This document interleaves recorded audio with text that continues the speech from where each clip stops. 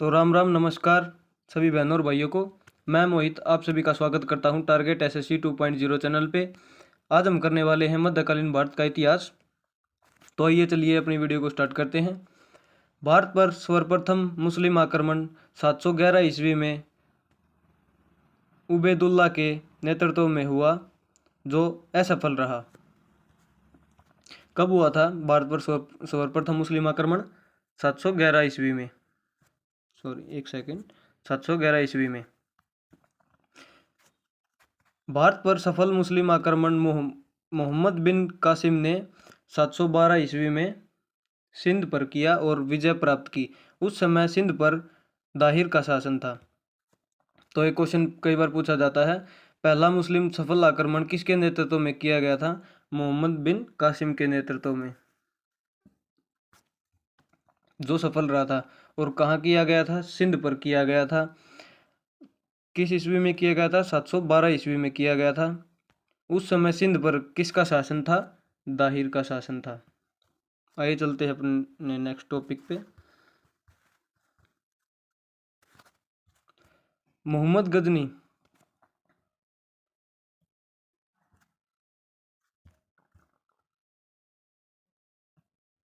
मोहम्मद गजनी के पिता का नाम सुबुक्तगीन था। मोहम्मद गजनी का जन्म 971 ईस्वी में हुआ। मोहम्मद गजनी 998 ईस्वी में राजगद्दी पर बैठा। कब बैठा था? 998 ईस्वी में। मोहम्मद गजनी ने 1000 ईस्वी में भारत पर आक्रमण शुरू किया तथा सीमावर्ती क्षेत्र के दुर्ग किले को जीता।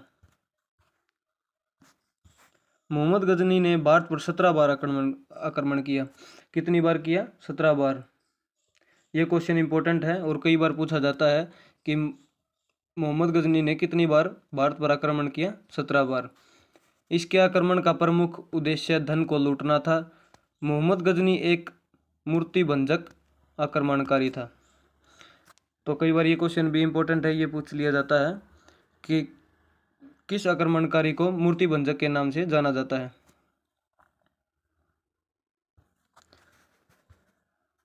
मोहम्मद गजनी ने 1001 ईस्वी में हिंदुस्तानी शासक राजा जयपाल को हराया। मोहम्मद गजनी ने 1025 से 26 ईस्वी में सोमनाथ के मंदिर पर आक्रमण किया। ये कई बार क्वेश्चन पूछ लिया जाता है, मोहम्मद गजनी ने सोमनाथ मंदिर कब लूटा था? तो ये 1025 से 1026 ईसा में। मोहम्मद गजनी का भारत पर अंतिम आक्रमण 1027 ईस्वी में जाटों के विरुद्ध हुआ। मोहम्मद गजनी का जो भारत पर अंतिम आक्रमण था वो कब हुआ था? अंतिम आक्रमण 1027 ईस्वी में हुआ था।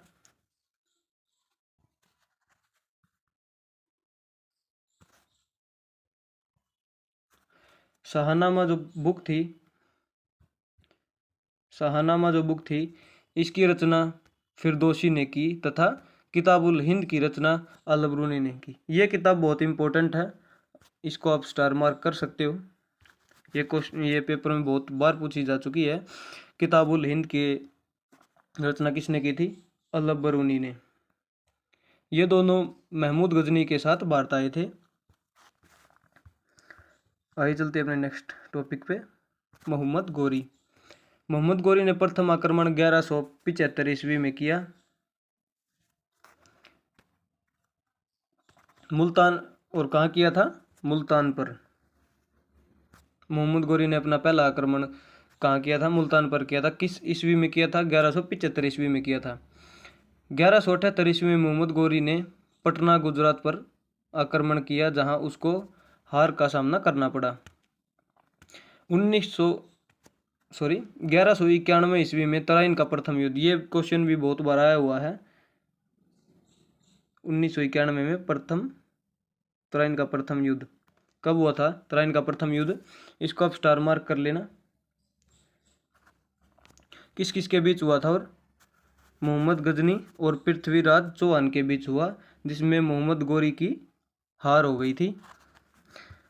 1192, यह भी इम्पोर्टेंट है, 1192 ईस्वी में तराइन का द्वितीय युद्ध हुआ, जिसमें मोहम्मद गोरी की विजय हुई और पृथ्वीराज चौहान की हार हुई। 1194 ईस्वी में चंदवार का युद्ध, ये भी इम्पोर्टेंट है।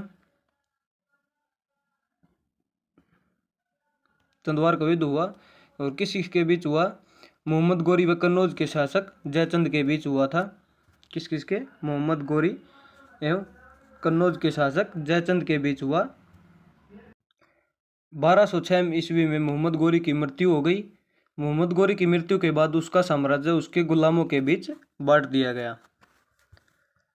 आगे चलते हैं और हमारा नेक्स्ट टॉपिक आता है दिल्ली सल्तनत। इम्पोर्टेंट टॉपिक है,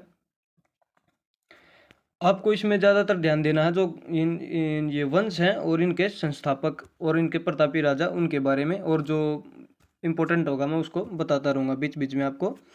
तो पहला वंश है हमारा गुलाम वंश। कब से कब तक था ये? 1206 ईस्वी से 1290 ईस्वी तक। गुलाम वंश की स्थापना 1206 ईस्वी में हुई और किसके द्वारा की गई? कुतुबुद्दीन ऐबक। कुतुबुद्दीन ऐबक गुलाम वंश की स्थापना बहुत बार क्वेश्चन ये पूछा गया है, कब हुई थी और किसने की थी, तो आप इसको स्टार मार्क कर सकते हैं कुतुबुद्दीन ऐबक को, ये बहुत इंपॉर्टेंट है। वह मोहम्मद गोरी का गुलाम था और ये किसका गुलाम था? जो कुतुबुद्दीन ऐबक है किसका गुलाम था? मोहम्मद गोरी का गुलाम था। एक सेकंड,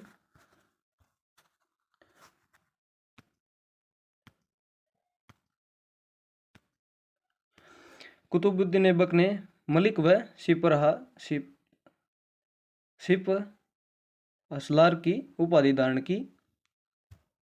मलिक व सिपरहार की उपाधि धारण की। आगे चलते हैं। कुतुबुद्दीन ऐबक ने अपनी राजधानी किसको बनाया? लाहौर को बनाया। किसको बनाया? लाहौर को बनाया। दिल्ली की कुतुब मीनार का निर्माण कुतुबुद्दीन ऐबक ने करवाया। उसने अपनी पुत्री की शादी इल्तुतमिश से की थी। जो कुतुब मीनार है उसका निर्माण किसने करवाया? कुतुबुद्दीन ऐबक ने। तो आप इसको वैसे भी याद रख सकते हैं, कुतुब मीनार कुतुबुद्दीन ऐबक। कई बार खाली ऐबक भी आ जाता है। और इसने अपनी पुत्री की शादी किससे की थी? इल्तुतमिश से की थी। नालंदा विश्वविद्यालय को ध्वस्त बख्तियार खिलजी ने किया। नालंदा विश्वविद्यालय था जो, उसको ध्वंस मतलब खंडित किया था, किसने किया था? बख्तियार खिलजी ने किया था।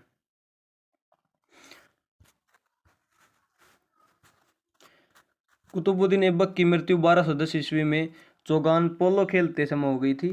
तो ये क्वेश्चन भी इम्पोर्टेंट है और कई बार पूछ लिया जाता है कि गुलाम वंश के संस्थापक किस दिल्ली सल्तनत के सुल्तान की मृत्यु चौगान मतलब पोलो खेलते हुए हो गई थी। तो किसकी हुई थी? कुतुबुद्दीन ऐबक की। और कब हुई थी इसकी मृत्यु? 1210 ईस्वी में हुई थी।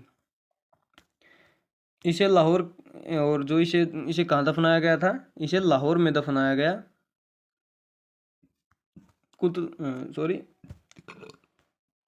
कुतुबुद्दीन ऐबक का उत्तराधिकारी आराम शाह हुआ, जिसकी हत्या 1211 ईस्वी में इल्तुतमिश ने की।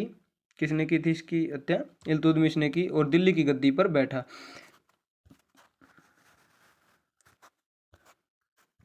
इल्तुतमिश ने 40 गुलामों का एक संगठन बनाया जिसे तुर्क ए चहलगानी के नाम से जाना जाता है। इल्तुतमिश इल्बरी, शायद ये टाइपिंग मिस्टेक है इस बुक में। ये जो तुर्क थे वो मुसलमान था, मतलब तुर्क साइड से जो मुसलमान आए थे ये वो था, तुर्की मुसलमान था ये। इल्तुतमिश की मृत्यु 1236 ईस्वी में हुई। कब हुई थी इल्तुतमिश की मृत्यु? 1236 ईस्वी में हुई। इल्तुतमिश के बाद उसका पुत्र रुकनुद्दीन फिरोज गद्दी पर बैठा, जो एक अयोग्य शासक था। मतलब कह सकते हैं कि ये काम काज का नहीं था, काम का ना काज का, दुश्मन अनाज का, इसे कुछ नहीं आता था। ये शायद टोपी सिलकर अपना गुजारा करता था।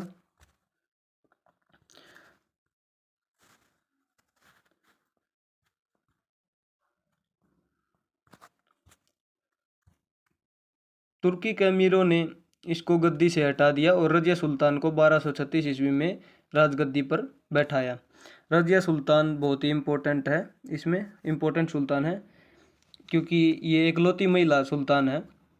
तो कई बार क्वेश्चन आ जाता है एकलौती महिला सुल्तान कौन है, तो कौन है? रजिया सुल्तान है। कब बैठी थी ये राजगद्दी पर? 1236 ईस्वी में। किसको हटाया था तुर्की अमीरों ने? ये जो हमारे रुकनुद्दीन फिरोज थे, इनको हटाया था। ये आ गया देखो क्वेश्चन। रजिया बेगम पहली मुस्लिम महिला शासक थी जिसे शासन की बागडोर संभाली। रजिया की शादी इल्तुनिया से हुई। ये इल्तुनिया था, ये शायद एक वो क्या बोलते हैं इसको, हबशी था, मतलब वो होते हैं ना वो काले काले, वो था। रजिया की हत्या 1240 ईस्वी में डाकुओं के द्वारा की गई। आगे है बलबन का वास्तविक नाम। रजिया सुल्तान के बाद जो गद्दी पर बैठा था वो था बलबन। बलबन का वास्तविक नाम बाहुद्दीन था। बलबन 1266 ईस्वी में दिल्ली की गद्दी पर बैठा। बलबन ने दिल्ली को मंगोलों के आक्रमण से बचाया। किसके आक्रमण से बचाया था? मंगोलों के आक्रमण से बचाया। बलबन ने जिले इलाही की उपाधि धारण की। बलबन ने, ये क्वेश्चन भी बहुत बार आया हुआ है, और इसका जो नाम था ये वास्तविक नाम बाहुद्दीन, ये भी बहुत बार पूछा गया, तो आप इसको भी स्टार मार्क कर सकते हो। और बलबन ने किसकी उपाधि धारण की थी? जिले इलाही की उपाधि धारण की थी। ये क्वेश्चन भी बहुत बार आया हुआ है।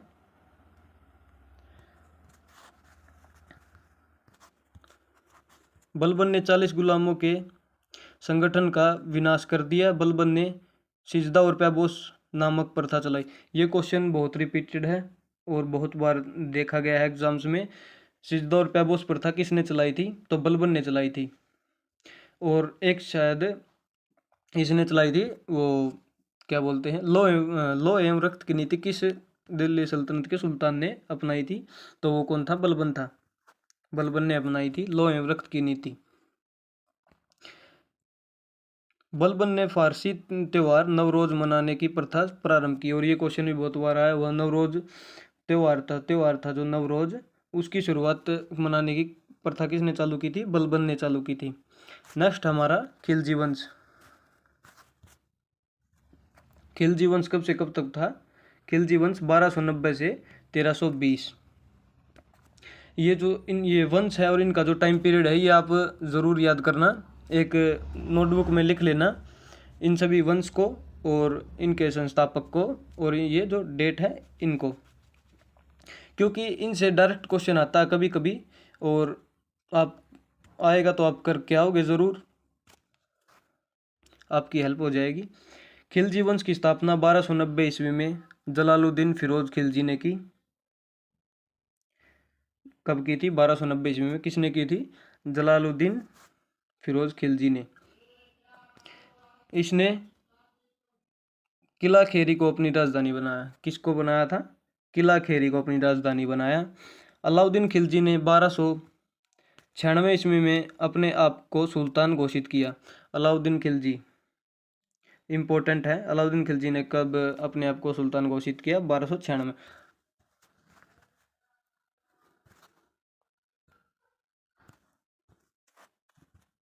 अलाउद्दीन खिलजी ने बेईमानी को रोकने के लिए मूल नियंत्रण प्रणाली या बाजार नियंत्रण प्रणाली की व्यवस्था की, जिसे हम मतलब इसने क्या किया था पता है? इसने किया था जो भी मतलब चीज़ है उस पर MRP सेट कर दिया था, जो हमारा मार्केट रेट प्राइस होता है वो सेट कर दिया था। अलाउद्दीन खिलजी के महत्वपूर्ण अभियान, ये अभियान कई बार पूछ ली जाती है, उनकी डेट भी याद रखना आप। गुजरात अभियान कब किया था? गुजरात अभियान अलाउद्दीन खिलजी ने 1298 से 99। गुजरात शासक रायकर्ण के खिलाफ अपने 2 सेनापति उलूग खां और नुसरत खां को भेजा। किस किस को भेजा था? उलूग खां और नुसरत खां को। रणथंभौर का अभियान कब किया था इसने? 1301 ईस्वी में। रणथंभौर शासक हमीरदेव के खिलाफ किया। हमीरदेव की रानी रंग देवी को जो इसकी रानी थी रंग देवी, जिसने जोहर कर लिया था। जोहर प्रथा थी पहले, जिसमें अगर किसी औरत का पति मर जाता था तो वो जोहर कर लेती थी, आग में कूद के जिंदा जल के मर जाती थी। चित्तौड़गढ़ अभियान। चित्तौड़गढ़ अभियान कब किया था अलाउद्दीन खिलजी ने? 1303 में। चित्तौड़ शासक राणा रतन सिंह के खिलाफ किया। देवगिरी का अभियान, ये कई बार पूछ लिया जाता है देवगिरी का अभियान, तो इसकी डेट आप जरूर याद करना। देवगिरी का अभियान कब किया था? 1307 से 1308 राजा रामचंद्र देव के खिलाफ।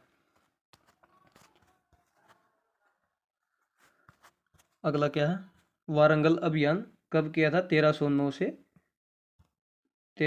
से 1310 वारंगल अभियान। वारंगल शासक प्रतापरुद्र देव के खिलाफ लड़ा। इसी समय प्रतापरुद्र देव ने कोहिनूर का हीरा मलिक काफूर को दे दिया। किसके नेतृत्व में किया था ये? मलिक काफूर के नेतृत्व में किया था। और प्रतापरुद्र देव ने क्या दिया था? कोहिनूर हीरा भेंट में दिया था, जो शायद आज ब्रिटेन की रानी के ताज में है।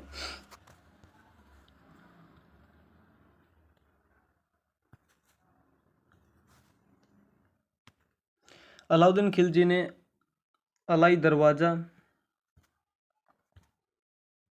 दरवाजा तथा सिरी का किला बनवाया। अलाउद्दीन खिलजी के सेनापति का नाम मलिक काफूर था। ये एक हिजड़ा था जिसको 1000 दिनार में खरीदा था इसने। ये कहीं घूमने गया था मेले में, तो वहाँ इसको खरीदा था 1000 दिनार में। उस समय शायद कोई इनकी होती होगी, जो भी मतलब मुद्रा थी, उसमें 1000 दिनार में खरीदा था मलिक काफूर को। ये एक हिजड़ा था। इसने इसकी बहुत मदद की, बहुत ऊपर तक पहुंचाया। मलिक काफूर ने उसकी दक्षिण की विजयों का सफलतापूर्वक नेतृत्व किया। देखा गया ना, मलिक काफूर ने उसकी दक्षिण की विजयों का सफलतापूर्वक नेतृत्व किया। घोड़े को दागने तथा सैनिकों का हुलिया लिखने की प्रथा आरंभ की किसने की थी? ये अलाउद्दीन खिलजी ने की थी। जिसमें घोड़ों की मतलब पीछे एक मतलब स्टंप कह सकते हैं आप, लो की, या मतलब कैसे भी लगाते थे ये। और जो सैनिक थे उनका हुलिया लिखने का तैयार किया। क्या करते थे लोग कि अगर कोई मतलब थोड़ा सा बूढ़ा हो गया है, या फिर जैसे खुद तो घर पे रह जाते थे, और जब युद्ध होता था तो अपने बच्चों को, मतलब जो जवान बच्चे उनको भेज देते थे। तो उस चीज़ को रोकने के लिए अलाउद्दीन खिलजी ने क्या किया? हुलिया लिखना चालू किया। अलाउद्दीन खिलजी ने सिकंदर शाहनी की उपाधि धारण की। किस चीज़ की उपाधि धारण की थी अलाउद्दीन खिलजी ने? सिकंदर शाहनी की उपाधि धारण की। अलाउद्दीन खिलजी की मृत्यु कब हुई थी? 1316 ईस्वी में हुई। कब हुई थी अलाउद्दीन खिलजी की मृत्यु? 1316 ईस्वी में हुई। तुगलक वंश। नेक्स्ट हमारा तुगलक वंश। तुगलक वंश कब से कब तक था? 1320 से 1414 ईस्वी तक। 1320 में गयासुद्दीन तुगलक नसीरुद्दीन खुसरो शाह को पराजित करके दिल्ली के सिंहासन पर बैठा। इसने अनेक बार मुगलों के आक्रमण को विफल किया। जो मुगल थे वो बार बार आक्रमण करते थे, जिसको इसने रोका और उनका विरोध किया। किसने की थी? तो हमारे जो इम्पोर्टेंट फैक्ट है वो बताता हूँ। जो तुगलक वंश है उसकी स्थापना किसने की थी? वो की थी गयासुद्दीन तुगलक ने। ये क्वेश्चन आपसे पूछा जाएगा, तो इसको याद रख लेना। और किस सन में की थी? 1320 ईस्वी में की थी। गयासुद्दीन तुगलक ने दिल्ली में तुगलकाबाद की स्थापना की। तो कई बार एक क्वेश्चन आ जाता है कि तुगलकाबाद शहर की स्थापना किस सुल्तान ने की थी? तो वो किसने की थी? गयासुद्दीन तुगलक ने की थी। गयासुद्दीन तुगलक की मृत्यु 1325 ईस्वी में जोना खां द्वारा निर्मित लकड़ी के महल के नीचे दबकर हो गई थी। यह कहीं मतलब विद्रोह पे गया था और वापिस आते टाइम इसके मतलब पूरी प्लानिंग की गई थी। तो जुनाका ने कहा था कि अभी दिल्ली दूर है, ये नारा दिया मतलब बोली थी। और ये रास्ते में किसी लकड़ी के महल में मतलब ठहराव के लिए रुका था। तो पूरी प्लानिंग के साथ ये काम किया गया था, जिसके मतलब उस महल वो टूट गया था, जिसके नीचे दब गई इसकी मृत्यु हो गई थी।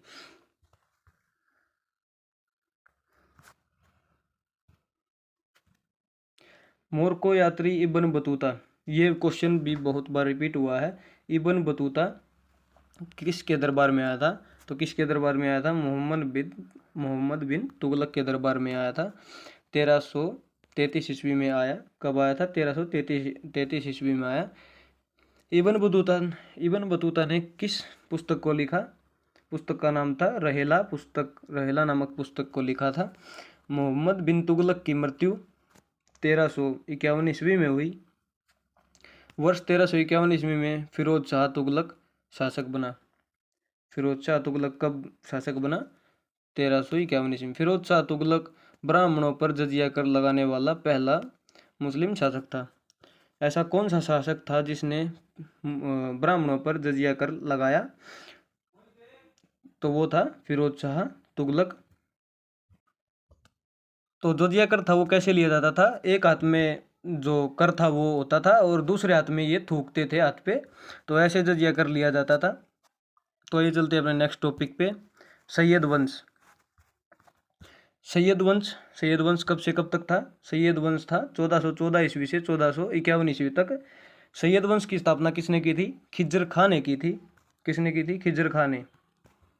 सैयद वंश का शासन लगभग 37 वर्ष तक चला। कितने वर्ष तक चला था? 37 वर्ष तक चला था। नेक्स्ट हमारा लोधी वंश। लोधी वंश 1451 ईस्वी से 1526 ईस्वी तक था। कब से कब तक था? 1451 ईस्वी से 1526 ईस्वी तक। लोधी वंश की स्थापना बहलोल लोधी ने की थी। किसने की थी? बहलोल लोधी ने की थी। बहलोल लोधी के पुत्र निजाम खां सिकंदर लोधी ने आगरा नामक शहर की स्थापना की। तो ये क्वेश्चन बहुत बार रिपीट हुआ। आगरा शहर की स्थापना किसने की थी? सिकंदर लोधी ने की थी। और ऑप्शन में ये निजाम खां भी मिल सकता है आपको। और कब की थी? 1504 ईस्वी में की थी। सिकंदर लोधी ने आगरा को अपनी नई राजधानी बनाया। सिकंदर लोधी ने भूमि मापने के लिए गजे सिकंदरी, इनकी कुछ मापने का दंड होता था, उससे नापते थे। तो इसने बनाया था नया गजे सिकंदरी, पैमाना जारी किया। इब्राहिम लोधी मध्यकालीन भारत का एक मात्र सुल्तान था जो युद्ध की भूमि में मारा गया। इब्राहिम लोधी मध्यकालीन भारत का मतलब सुल्तानों दिल्ली सल्तनत में ये पहला शासक था जो युद्ध में लड़ता हुआ मरा था। वरना कोई सीढ़ियों से गिर के मरा था, कोई पोलो खेलते हुए मरा था, ऐसे मरे थे सब। कोई भी युद्ध में लड़कर नहीं मरा था। आगे हमारा टॉपिक आता है मुगल साम्राज्य। मुगल साम्राज्य, इसमें फर्स्ट शासक है जो हमारा है बाबर। बाबर कब से कब तक था? बाबर था 1526 से 1530 ईस्वी तक। पानीपत का प्रथम युद्ध कब हुआ? पानीपत का प्रथम युद्ध 1526 ईस्वी को बाबर और इब्राहिम लोदी के बीच हुआ था। किसके बीच? बाबर और इब्राहिम लोदी के बीच हुआ। इसमें बाबर की जीत हुई। पानीपत के प्रथम युद्ध में पहली बार बाबर ने तुलगमा युद्ध पद्धति का प्रयोग किया, जिसमें ये मतलब तोप लाया था। नेक्स्ट हमारा खानवा का युद्ध। खानवा का युद्ध कब हुआ? खानवा का युद्ध 1527 ईस्वी में हुआ। और जो ये युद्ध हैं बाबर के, ये सभी इंपॉर्टेंट है, ये पूछ लिए जाते हैं और इनकी डेट आप याद कर लेना और ये भी याद कर लेना किस किस के बीच हुआ था। ये 4 युद्ध हुए थे, ये चारों के चारों बहुत इंपॉर्टेंट हैं। जो खानवा का युद्ध था वो कब हुआ था? 1527 में ईस्वी में हुआ था। और किस किस के बीच हुआ था? बाबर और राणा सांगा के बीच हुआ। इस युद्ध में बाबर की जीत हुई तथा इसने गाजी की उपाधि धारण की। इस युद्ध में किस चीज़ की उपाधि धारण की थी? बाबर ने गाजी की उपाधि। ऐसा कौन सा युद्ध था जिसमें बाबर ने गाजी की उपाधि धारण की? तो कौन सा था? खानवा का युद्ध। नेक्स्ट हमारा चंदेरी का युद्ध। चंदेरी का युद्ध कब हुआ? 1528 ईस्वी में हुआ। किस किस के बीच हुआ? बाबर और मेदिनी राय के बीच हुआ, इसमें बाबर की जीत हुई। नेक्स्ट हमारा घाघरा का युद्ध। घाघरा का युद्ध कब हुआ? 1529 ईस्वी में हुआ, बाबर और बंगाल तथा बिहार की संयुक्त अफगान सेना के बीच, इसमें बाबर की जीत हुई। बाबर ने अपनी आत्मकथा तुजु के बाबरी को तुर्की भाषा में लिखा, जिसका अनुवाद फारसी भाषा में अब्दुल रहीम खाने खाना ने बाबरनामा के रूप में किया। ये बुक जो कई बार पूछ ली जाती है, बाबर जो है तुजु के बाबरी, ये बुक बहुत बार पूछी जाती है किसकी बुक है, तो ये बाबर की बुक है। बाबर का शव आरामबाग में रखा गया तथा किंतु बाद में काबुल अफगानिस्तान ले जाकर दफनाया गया। पहले तो ये आगरा में इसका जो मकबरा था, कहते हैं दब मतलब जहाँ ये दबाया गया था वो आगरा में पहले दफनाया था, उसके बाद इसको दोबारा निकाला गया और अफगानिस्तान में ले गए, काबुल में। अब इसका जो मकबरा है वो है काबुल में। नेक्स्ट है हमारा शासक हुमायूं, जो बाबर का ही पुत्र था। हुमायूं 1530 से 1540 ईस्वी तक तथा 1555 से 1556 ईस्वी तक रहा। हुमायूं का प्रथम बार 1530 ईस्वी में मतलब गद्दी पर हुमायूं बैठा था 1530 ईस्वी में। हुमायूं ने 1531 ईस्वी में कंजीर पर प्रथम बार आक्रमण किया।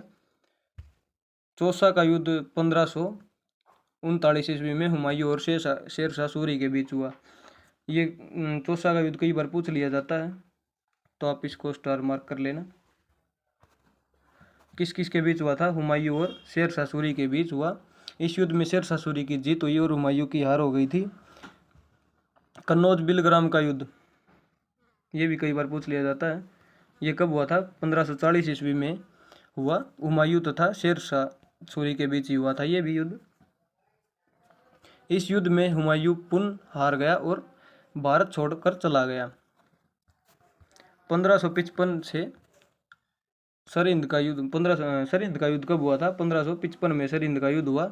सरहिंद विजय के पश्चात हुमायूं 1555 ईस्वी को दोबारा दिल्ली की गद्दी पर बैठा। हुमायूं की मृत्यु 1556 ईस्वी में दीनपना भवन के पुस्तकालय की सीढ़ियों से गिरकर हो गई थी।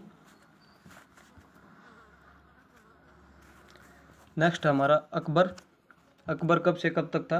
अकबर था हमारा 1556 ईस्वी से 1605 ईस्वी तक। अकबर का जन्म 1542 ईस्वी में हुआ। अमरकोट के राजा राणा वीरसाल के महल में हुआ। जब ये जो हुमायूं था ये भाग गया था भारत से, तो वहाँ एक राजा के पास शरण ली थी, राणा वीरसाल के पास, वहीं पर अकबर का जन्म हुआ था। अकबर का राज्याभिषेक 13 वर्ष की आयु में 1556 ईस्वी में हुआ और कहाँ हुआ था? कलानौर में हुआ था। अकबर जो अकबर है वो निरक्षर अनपढ़ था। बैरम खां को खाने खाना की उपाधि दी गई थी। बैरम खान 1556 से 1560 ईस्वी तक अकबर का संरक्षक था। क्या उपाधि दी थी बैरम खान को? खाने खाना के नाम से जो उपाधि थी वो बैरम खान को दी गई थी। बैरम खां की हत्या मुबारक खां द्वारा की गई। बैरम खां की हत्या किसने की थी?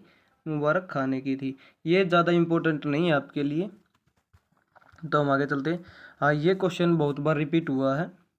पानीपत का दूसरा युद्ध कब हुआ था? पानीपत का दूसरा युद्ध सन 1556 ईस्वी में हुआ था। किस किस के बीच हुआ था? और अकबर और हेमू के बीच हुआ, जिसमें अकबर जीत गया था। हेमू को 22 युद्धों में से 22 युद्ध जीतने का श्रेय प्राप्त है। अकबर के गुजरात विजय की स्मृति में अपनी राजधानी फतेहपुर सीकरी में बुलंद दरवाजा बनवाया। बुलंद दरवाजा, तो ये क्वेश्चन भी इम्पोर्टेंट है और ये कई बार आ जाता है पेपर में कि बुलंद दरवाजा किस शासक ने बनवाया था, किस मुगल शासक ने बनवाया था? तो किसने बनवाया था? अकबर ने बनवाया था। आगे हमारा एक सेकंड, आगे चलते हैं। आगे हमारा हल्दी घाटी का युद्ध। ये भी इम्पोर्टेंट, आप इसको भी स्टार मार्क कर सकते हो। हल्दी घाटी का युद्ध कब हुआ था? 1576 में। किस किस के बीच हुआ था? अकबर और महाराणा प्रताप के बीच। और विजय किसकी हुई थी? अकबर की। अकबर ने 1562 ईस्वी में दास प्रथा का अंत किया। 1563 ईस्वी में तीर्थ यात्रा कर की समाप्ति तथा 1564 ईस्वी में जजिया कर समाप्त कर दिया। जजिया कर जो गैर मुसलमानों पर लगाया जाता था, इसकी समाप्ति की। दास प्रथा का अंत किया। और तीर्थयात्रियों पर जो कर लगता था, जो हिंदू थे वो अगर मतलब किसी तीर्थ स्थान पर जाते थे तो उनसे मंदिरों में और मस्जिदों में जाने पर कर वो टैक्स लिया जाता था। तो उसको किसने हटाया? अकबर ने हटाया। वर्ष 1575 ईस्वी में इबादत खाने की स्थापना की। इबादत खाने की स्थापना किसने की थी? अकबर ने की थी। 1582 ईस्वी में दीन ए इलाही धर्म चलाया। दीन ये क्वेश्चन बहुत रिपीटेड है और बार बार पूछा जाता है कि दीन ए इलाही धर्म किसने चलाया था, किस शासक ने चलाया था? अकबर ने चलाया था। इसमें केवल और केवल एक हिंदू राजा बस बीरबल था। हिंदू राजा बीरबल ने इस धर्म को स्वीकार किया। आ गया नहीं आगे? हिंदू राजा बीरबल ने इस धर्म को स्वीकार किया। दीन इलाही धर्म का पुरोहित अबुल फजल था।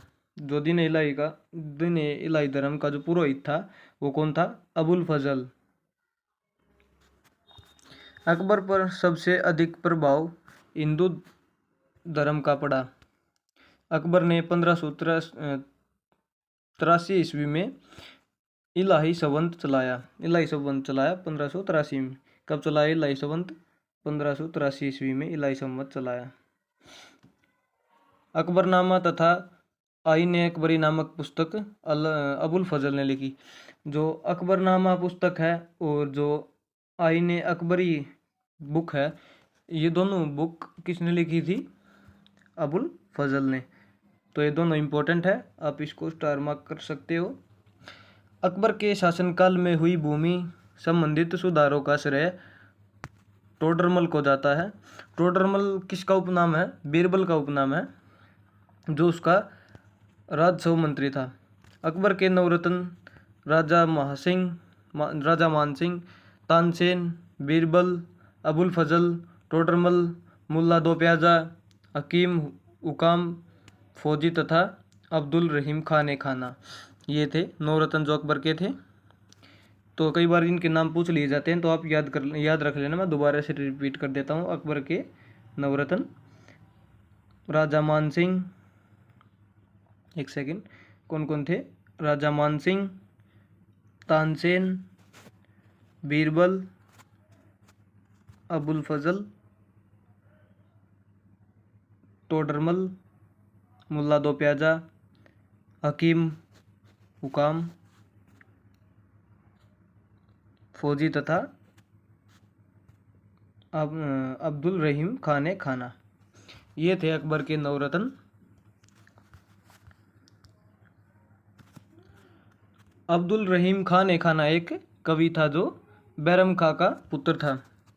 किसका पुत्र था? बैरम खां का। और क्या था? अबुल फजल एक कवि था। क्या था? कवि था। आगे हमारा अगला है जहांगीर। जहांगीर कब से कब तक था? 1605 ईस्वी से 1627 ईस्वी तक। जहांगीर का वास्तविक नाम सलीम था। सलीम और अनारकली आपने कभी नाटक सुना हो तो। जहांगीर 1605 ईस्वी में गद्दी पर बैठा। कब बैठा था जहांगीर? 1605 ईस्वी में। और जो अकबर की जो मृत्यु हुई थी वो कब हुई थी? 1605 में। अकबर के मरणोपरांत ये गद्दी पर बैठ गया था। 1605 या 1604 ऐसा ही कुछ था, कंफर्म नहीं हूँ मैं अभी। जहांगीर ने न्याय की जंजीर आगरा की शाह बुर्ज के मध्य लगवाई थी। न्याय की जंजीर, ये कई बार ये क्वेश्चन इंपॉर्टेंट है और पूछ लिया जाता है कि न्याय की जंजीर आगरा के किले में किसने लगवाई थी? तो किसने लगवाई थी? जहांगीर ने। सिख गुरु अर्जुन देव की हत्या जहांगीर ने की थी। सिख जो ये कई बार क्वेश्चन आता है, ये सिखों के गुरु अर्जुन देव की हत्या किसने की थी? तो किसने की थी? जहांगीर ने की थी। खुसरो ने 1606 ईस्वी में जहांगीर के विरुद्ध विद्रोह कर दिया। खुसरो की हत्या शाहजहां ने करवाई। जहांगीर की पत्नी का नाम नूरजहां था और मुगल चित्रकला जहांगीर के समय में चरम सीमा पर थी, क्योंकि इसको चित्रकारी बहुत पसंद थी। जहांगीर था, इसको चित्रकारी पेंटिंग्स बहुत पसंद थी, तो इसके कार्यकाल में चित्रकारी का प्रचलन रहा।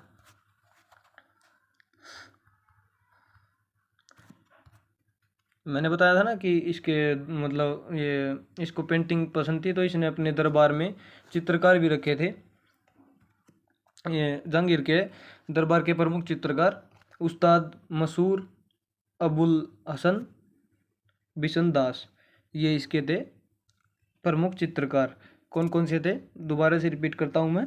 उस्ताद मंसूर अबुल हसन और बिशन दास। कश्मीर का शालीमार बाग जहांगीर ने बनवाया। कश्मीर का जो शालीमार बाग है वो किसने बनवाया था, जहांगीर ने बनवाया। जहांगीर की मृत्यु कब हुई थी, जहांगीर की मृत्यु हुई थी सन 1627 ईस्वी में हुई। ये आप याद कर लेना। चलते हैं आगे।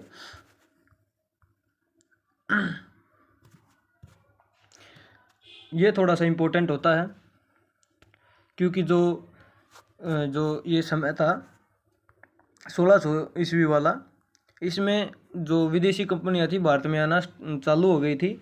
और जो पहला अंग्रेज था, जो ब्रिटिशर, जो जहांगीर के दरबार में आया था, उसका नाम था कैप्टन हॉकिंस तथा सर थॉमस रो। जहांगीर के शासनकाल में व्यापारिक अनुमति प्रदान करने के लिए भारत में आए, और इन्होंने जहांगीर को शायद शराब दी थी, जो भेंट में शराब मांगी थी जहांगीर ने। तो आगे चलते हैं। आगे हमारा है अगला शासक शाहजहां। आपने नाम तो इसका सुना ही होगा। शाहजहां कब से कब तक था, 1627 ईस्वी से 1658 ईस्वी तक। शाहजहां 1628 ईस्वी में गद्दी पर बैठा। कब बैठा था शाहजहां गद्दी पर, 1628 ईस्वी में। इसके बचपन का नाम खुर्रम था। क्या था शाहजहां के बचपन का नाम, खुर्रम। शाहजहां का विवाह अर्जुन मंदबानो बेगम से हुआ। किससे हुआ था, अर्जुन मंदबानो बेगम से, जिसको मुमताज महल के नाम से भी जाना जाता है। मुमताज महल आसफ खां की पुत्री थी। किसकी पुत्री थी, आसफ खां की पुत्री थी जो मुमताज महल थी, शाहजहां की पत्नी। शाहजहां का संघर्ष सिखों के छठे गुरु हरगोविंद से हुआ। किससे हुआ था, सिखों के छठे गुरु हरगोविंद से हुआ। कितने गुरु थे सिखों के, तो सिखों के गुरु थे 10। ठीक है, मैंने आपको पिछली वीडियो में पढ़ाया था, पूरा प्राचीन भारत पढ़ा रखा है, उसमें आप जाके देख सकते हैं। शाहजहां को कोहिनूर हीरा मीर जुमाल ने भेंट किया था। जो कोहिनूर हीरा है वो शाहजहां को किसने भेंट किया था, मीर जुमाल।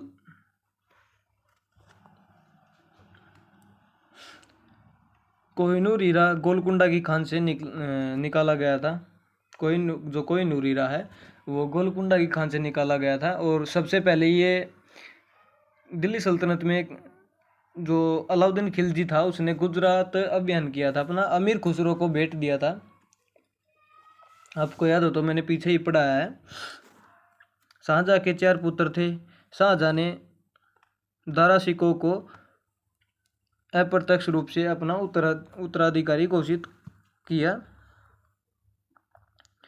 दिल्ली के लाल किले तथा जामा मस्जिद का निर्माण शाहजहां ने करवाया। तो ये क्वेश्चन इम्पोर्टेंट है और कई बार आ जाता है। दिल्ली में जो लाल किला है उसको और जामा मस्जिद का निर्माण किसने कराया था, तो किसने कराया था, वो शाहजहां ने करवाया था। शाहजहां ने मयूर सिंहासन का निर्माण करवाया। जो आगे आएगा कि नसीरुद्दीन महमूद वो भारत पर अटैक करेगा, जिस समय मतलब ब्रिटिशर भी आने लग रहे थे, वो इसको तख्ते ताऊज को बोलते, इसकी इसका उपनाम था तख्ते ताऊज, इसको उखाड़ के ले जाएगा अपने साथ।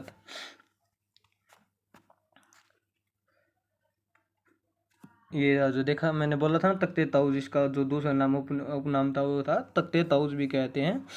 दारा शिकोह ने 52 उपनिषदों का फारसी में अनुवाद किया। कितने उपनिषदों का? 52 उपनिषदों का दारा शिकोह ने फारसी में अनुवाद किया। और दारा शिकोह कौन था? दारा शिकोह था शाहजहाँ का जो बड़ा बेटा था सबसे, वो था दारा शिकोह। महाभारत का फारसी में अनुवाद रजमनामा ने किया। अकबर के दरबारी इतिहासकार बदायूनी ने किया।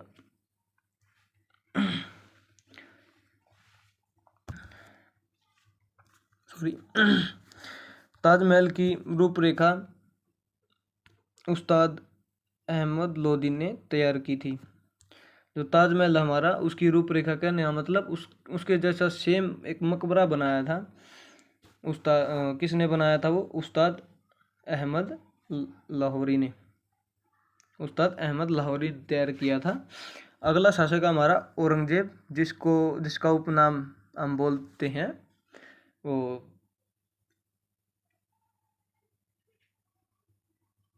जिंदा पीर के नाम से भी इसे जाना जाता है, क्योंकि ये बहुत कट्टर मुसलमान था जिसने ज़बरदस्ती लोगों का धर्म परिवर्तन करवाया था। इसका शासनकाल कब से कब तक था? औरंगजेब का शासनकाल था 1658 ईस्वी से 1707। प्रथम बार औरंगजेब 1658 ईस्वी को दिल्ली की गद्दी पर बैठा था तथा इसका दूसरी बार राज्याभिषेक 1659 ईस्वी में हुआ। वह मुमताज महल का पुत्र था। पुरंदर की संधि, ये इम्पोर्टेंट है। जितनी भी संधि आएंगी आगे भी, और जितने युद्ध में इनकी मतलब जितने भी युद्ध हुए हैं इम्पोर्टेंट, मैं इनकी एक क्लास अलग से डाल दूंगा, जिससे कि आपको आसानी हो जाएगी। और आप उनको एक नोटबुक में लिख लेना, आप अपनी एक डायरी लगा लो, उसमें लिख लेना, जिससे आपको याद करने में आसानी होगी। वरना ढूंढ के याद करना पड़ेगा, पूरा चैप्टर रिवाइज करना पड़ेगा। जो इम्पोर्टेंट बता रहे हैं उनके अलग से शॉर्ट्स नोट्स बना लेना, जिससे कि आप पेपर नज़दीक आए तो एक बार फटाफट रिवीजन कर लो जल्दी। पुरंदर की संधि 1665 ईस्वी में शिवाजी महाराज और जय सिंह के बीच हुई। औरंगजेब को जिंदा पीर कहा जाता है। देखा मैंने बताया था ना, औरंगजेब का जो उपनाम है वो क्या है? जिंदा पीर कहा जाता है। औरंगजेब ने 1679 ईस्वी में जजिया कर फिर से लागू कर दिया। जो जजिया कर था, जो गैर मुस्लिम से लिया जाता था। मैंने बताया था कि एक हाथ में टैक्स रखा जाता था जो कर था, और दूसरे हाथ में ये लोग खड़े होकर थूकते थे। फिर से लागू कर दिया। औरंगजेब की मृत्यु 1707 ईस्वी में हुई।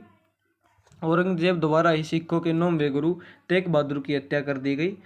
ये इनको एक पेड़ के साथ बांध के और इनका ज़बरदस्ती धर्म परिवर्तन किया जा रहा था, और इन्होंने इनकार कर दिया था कि मैं अपना धर्म परिवर्तन नहीं करूँगा।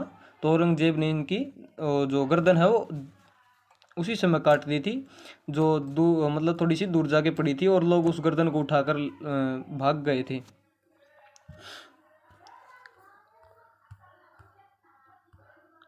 मुगल काल के मुख्य तथ्य। मुगल काल की राजभाषा क्या थी? ये इम्पोर्टेंट है, आप इनको थोड़ा सा गौर से सुनना और इनका अच्छे से रिवीजन करना। मुगल काल की राजभाषा क्या थी? फारसी थी। ये क्वेश्चन कई बार आया हुआ है। औरंगजेब एक कुशल वीणावादक था। क्या था? औरंगजेब एक वीणावादक था, कुशल। अकबर नगाड़ा बजाता था, और जो अकबर था वो क्या बजाता था? नगाड़ा बजाता था। अच्छा। जहादर शाह को लंपट मूर्ख भी कहा जाता था। जो जहादर शाह था उसको लंपट मूर्ख भी कहा जाता था। मुगल शासक मोहम्मद शाह को रंगीला बादशाह भी कहा जाता था। मोहम्मद शाह जो औरंगजेब के शायद 1-2 शासक और आएगा उसके बाद आया था, इसको रंगीला भी कहा जाता था। इसका जो उपनाम था वो क्या था? मोहम्मद रंगीला नाम था शायद इसका पूरा, रंगीला बादशाह भी कहा जाता था। नादिर शाह ने भारत पर आक्रमण, ये आ गया वो नादिर शाह जो मैं बता रहा था। नादिर शाह ने भारत पर आक्रमण 1739 ईस्वी में किया तथा वह अपने साथ मयूर सिंहासन, बता रहा था ना, मयूर सिंहासन को उखाड़ के ले गया। नादिर शाह के सेनापति का नाम अहमद शाह अब्दाली था। जो नादिर शाह था उसके सेनापति का नाम क्या था? अहमद शाह अब्दाली। उस समय मुगल इतने ताकतवर नहीं रहे थे, औरंगजेब के मरने के बाद कोई मतलब इतना ताकतवर राजा बचा नहीं था। और जो अंतिम मुगल बादशाह है वो कौन है? अंतिम मुगल बादशाह है बहादुर शाह जफर द्वितीय। अंतिम मुगल बादशाह का नाम क्या है? बहादुर शाह जफर द्वितीय। ये क्वेश्चन इंपॉर्टेंट है क्योंकि जो पहला होता है और जो आखिरी होता है वो हरदम इम्पोर्टेंट ही होता है। अंग्रेजों ने बहादुर शाह जफर द्वितीय को निवस्थित करके रंगून भेज दिया था, इसको रंगून भेज दिया था जहाँ उनकी मृत्यु हो गई थी, और वहीं पर इनकी क्या हो गई थी? इन्होंने प्राण त्याग दिए थे। अगला हमारा शेरशाह सूरी। शेरशाह सूरी कब था? जो हेमू था उसके साथ लड़ाई हुई थी। शेरशाह सूरी कब से कब तक था? 1540 ईस्वी से 1545 ईस्वी तक।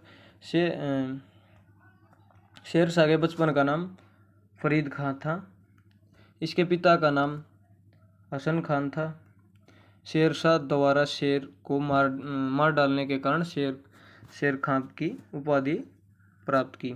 इसने शेर को मार दिया था जिससे इसको शेर खां की उपाधि मिल गई थी। शेरशाह सूरी की मृत्यु तोप के फट जाने के कारण हुई। जो तोप होती थी उसके फट जाने के कारण शेरशाह सूरी की मृत्यु हो गई। ग्रांड ट्रंक रोड का निर्माण, ये क्वेश्चन इंपॉर्टेंट है, बहुत बार आया हुआ है आपके पेपर में भी, मैंने देखा था। इसको आप स्टार मार्क कर सकते हो। ग्रांड ट्रंक रोड का निर्माण कब हुआ? किसने करवाया था? शेरशाह सूरी ने करवाया। ग्रांड ट्रंक रोड का पूर्व नाम सड़क ए आजम भी इसे कहा जाता था। शेरशाह सूरी का मकबरा बिहार के सासाराम में स्थित है। कहाँ स्थित है? सासाराम में। शेरशाह सूरी का मकबरा कहाँ है? सासाराम बिहार में है शेरशाह सूरी का मकबरा। आइए चलते हैं आगे हमारा मराठा साम्राज्य। शिवाजी का जन्म 1627 ईस्वी में शिवनेर के किले में हुआ था। शिवाजी के पिता का नाम संभाजी भोसले था और माता का नाम जीजाबाई। शिवाजी के आध्यात्मिक गुरु रामदास थे। शिवाजी ने सबसे पहले 1646 ईस्वी में तोरण के किले पर अधिकार कर लिया। सबसे पहले तोरण के किले पर अधिकार किया। शिवाजी ने अपनी राजधानी किसको बनाया? रायगढ़ को बनाया। शिवाजी ने अपनी राजधानी किसको बनाया? रायगढ़ को बनाया। शिवाजी के मंत्रिमंडल को अष्टप्रधान कहा जाता था। इसका जो मंत्रिमंडल था उसको नाम दिया था इसने अष्टप्रधान।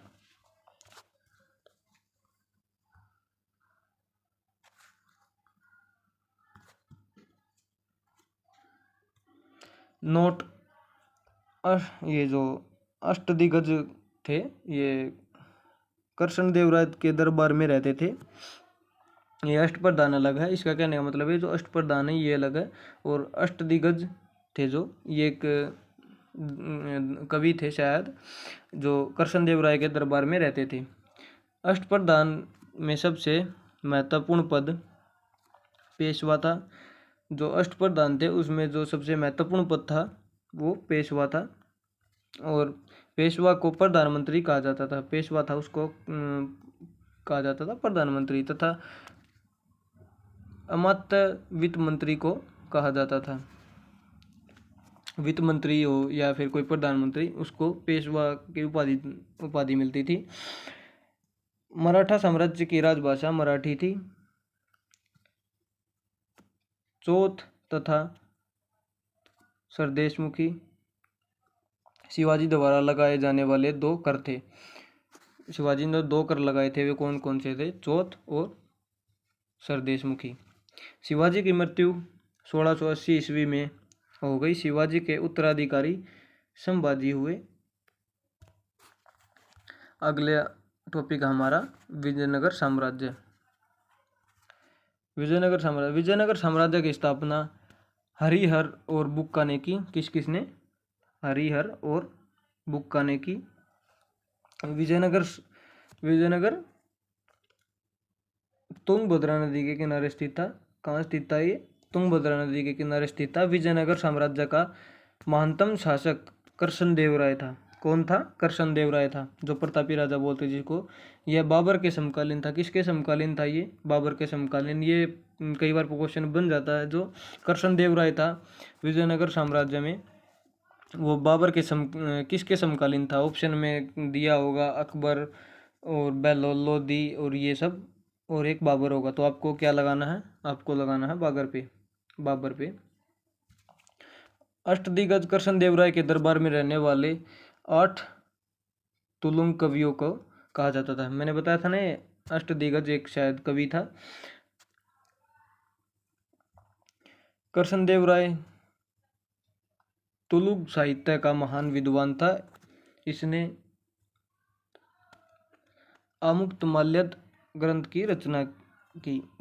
कृष्णदेवराय के शासनकाल को तुलुंग साहित्य का स्वर्ण युग कहा जाता था। तालीकोट